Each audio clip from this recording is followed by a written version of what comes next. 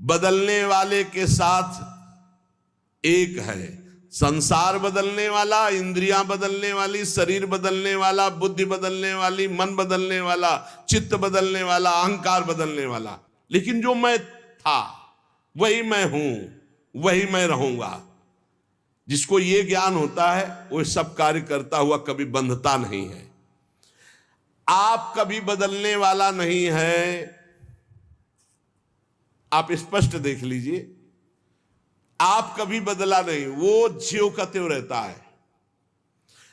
जब आप अपने आप को भूलकर बदलने वाला मान लेते हैं तो आपको जन्म मरण ये होगा, फिर आपको हर कर्म का फल मिलेगा, क्योंकि आप भोक्ता और कर्ता भाव स्वीकार किया। अगर स्वीकार ना करे तो कुछ भी उसको दंड नहीं मिलेगा, किसी भी तरह उसे नहीं भोगना पड़ेगा। यह बात तुम केवल दृढ़ता से मान लो।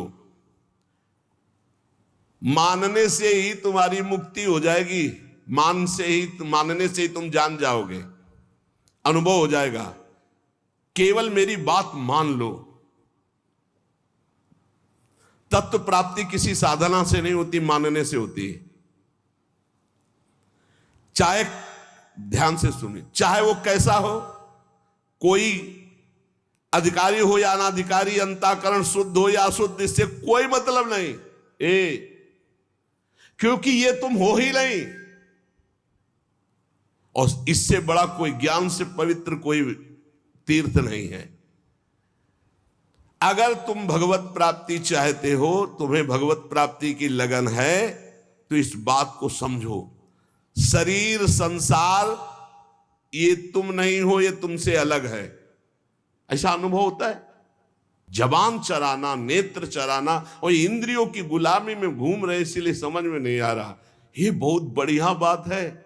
यद्यपि मृषा छूटति कठिनाई, अगर समझ जाओ तो केवल समझने की बात है, कुछ करने के लिए। भगवत प्राप्ति समझने की बात है। ये बहुत सुंदर बात, इसी को हमने कई बार सत्संग में कहा है। आप अपने अंतःकरण की बात किसी से मत बताइए कि आपको कोई विकार है।